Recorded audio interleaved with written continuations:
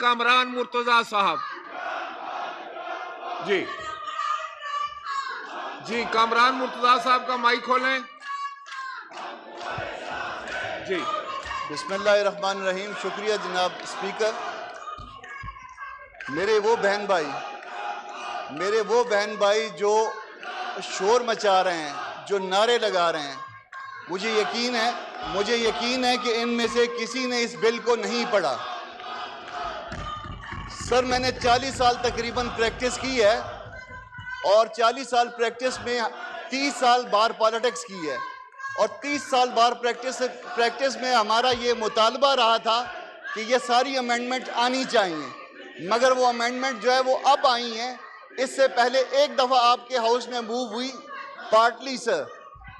जब उस वक्त ये अमेंडमेंट्स मूव किए हैं तो कॉन्स्टिट्यूशनल अमेंडमेंट की सूरत में मूव की थी और उस वक्त फ़रोग नसीम साहब वजीर थे, तहरीक इंसाफ की गवर्नमेंट थी और उन्होंने कहा कि ये अमेंडमेंट आप मूव कर रहे हैं, जजेस नाराज़ हो जाएंगे।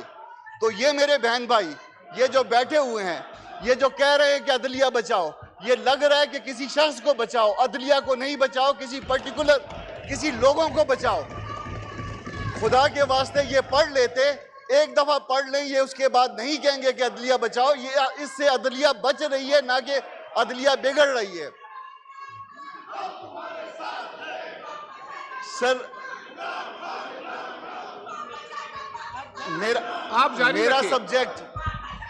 मेरा सब्जेक्ट जो है वो इसके अलावा था। मैंने एक रेजोल्यूशन पेश करनी थी और रेजोल्यूशन के हवाले से मुझे बात भी करनी थी।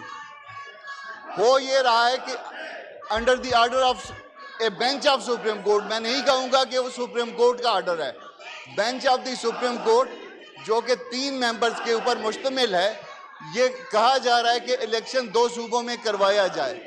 हमने उस बेंच के सामने पहली एपिसोड में भी एक बात रखी थी, मैंने, फारूक नाइक साहब ने, अटॉर्नी जनरल साहब ने, कि 2 सूबों में पार्टी इलेक्शन करवाना मुमकिन नहीं है। ये आर्टिकल 224 की वायलेशन में है। हमने कहा था कि इसके ऊपर वर्डिक्ट दें। पूरे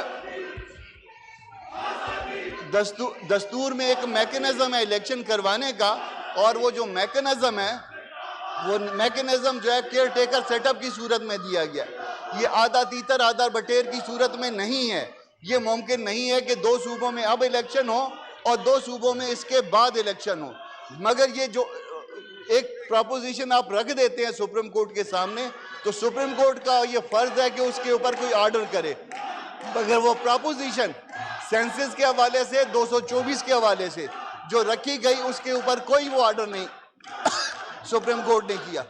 सर, इशू ये है कि पंजाब और मेरे दरमियान, मैं बलूचिस्तान को रिप्रेजेंट करता हूं, पंजाब और मेरे दरमियान 1 और 10 या 1 और 9 का फर्क है, मेरी और उनकी सीटों के दरमियान। अब वो सीटें अगर वो 1 और 10 और 1 और 9 के दरमियान होंगी और पंजाब का इलेक्शन अगर पहले हो जाए और मेरा इलेक्शन बाद में हो, तो मेरा इलेक्शन जो है वो इन्फ्लुएंस होता है। ये इन्फ्लुएंस होना इलेक्शन, ये कॉन्स्टिट्यूशन की स्कीम नहीं है, ये गलत है। मैकेनिज्म जो कॉन्स्टिट्यूशन में दिया गया है उसकी मुखालफत में है, उसकी मुखासमत में है। सर, मैं ये रेजोल्यूशन पेश कर रहा हूं कि ये ईमान ये समझता है कि माशी इस्तेकाम,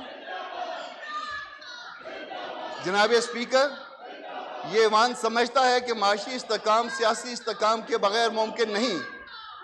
इस ईमान की राय में आइन के आर्टिकल 218 के तहत पूरे मुल्क में तमाम सूबाई असम्बलियों और कौमी असम्बली के इंतखाबात बैक वक्त जनरल इंतखाबात की सूरत में होना लाजिम है। मजीद ये कि आर्टिकल 224 के तहत जनरल इंतखाबात पूरे मुल्क में बैक वक्त गैर जानिबदार निगरान हुकूमतों की निगरानी में कराए जाने चाहिए। आइन की रूह के मुताबिक बैक वक्त इंतखाबात के इनेकाद से सियासी व माशी इस्तेकाम को फरोग मिलेगा। कामरान मुर्तजा साहब, ये ईमान समझता है। करारदाद आप बाद में पेश करें, पहले बिल पे आप जरा कंक्लूड कर लें। बिल पे आपकी बात होगी है, ये बाद में ले लेते हैं। ये बाद में लेंगे सर। हाँ जी,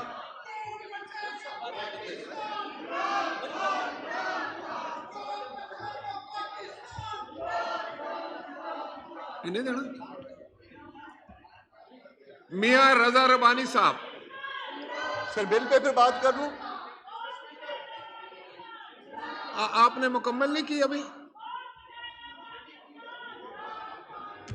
जी जनाब कामरान मुर्तजा साहब कंक्लूड कर। हैं? अभी तो जरा चलाएं, आगे चलते हैं, जरा पहले देख लेते हैं, पहले ये तरीका तो ठीक करें।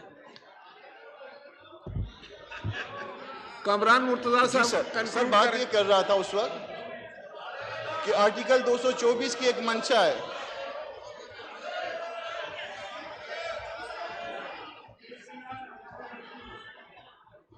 जी कामरान मुर्तजा सर साहब। आर्टिकल 224 की मंशा है और मंशा उसकी ये कहती है कि ये इलेक्शंस जो होंगे वो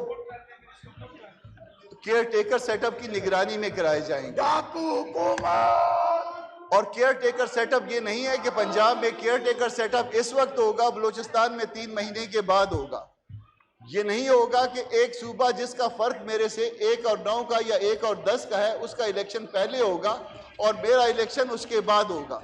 मेरा इलेक्शन इन्फ्लुएंस इससे होगा सर, इस वक्त कौमी असम्बली में अगर सीटें आप देखेंगे तो पंजाब की सीटें 141 है जनरल सीट्स, और मेरी सीट सिर्फ 16 है। आपके किसी डिवीजन से भी कम है मेरी सीटें। पंजाब में अगर किसी वक्त अगर पहले इलेक्शन करवा दिए जाए सूबाई असम्बलियों के या कौमी असम्बली के, उससे मेरे सूबे में इलेक्शन जो है वो मुतासिर होते हैं। और मेरे सूबे में पहले आपके अगेंस्ट ग्रीवियंस है कि मेरे हकूक आप पहले नहीं देते, मेरे मामलात को आप पहले से जो है ना वो ख़राब करते हैं। तो जब मेरे मामलात पहले से डिस्टर्ब होते हैं तो क्या ये पंजाब को एक आपने जो है ना वो उसमें फोकियत देने के लिए एक तरीका कारवज़ा कर लिया कि पंजाब के इलेक्शन जो है 3 महीने बाद हुआ, 3 महीने पहले हुआ करेंगे और बाकी सूबों के इलेक्शन जो है वो 3 महीने बाद हुआ करेंगे। सर अगर 3 महीने पहले इलेक्शन पंजाब के करवा दिए गए, वहाँ जो है पॉलिटिकल गवर्नमेंट आ गई, तो उस पॉलिटिकल गवर्नमेंट को अनडू करने का इलेक्शन के वक्त कौन सा तरीकाकार होगा?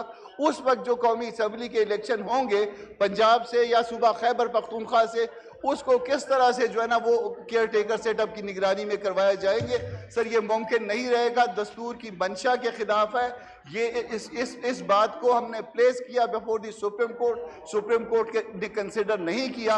और मेरे वो बहन भाई जो ये तासुर देना चाह रहे थे कि अदलिया को बचाओ, इनफैक्ट ये अदलिया को बचाव नहीं है, बल्कि तासुर बाहर ये जा रहा है कि इनका अदलिया के किसी हिस्से के साथ कोई किसी किस्म का ताल्लुक है और इस बात पे तकलीफ का इजहार किया जा रहा है, जो कि इंतहाई गलत है। अदलिया को आप बचाने के लिए नहीं है। अदलिया को अगर बचाने का वक्त आएगा तो मैं सबसे पहले खड़ा हूंगा। मैं कल भी पहले खड़ा था, आज भी पहले खड़ा हूंगा। Thank you, thank you. Now I put the motion as moved to the house.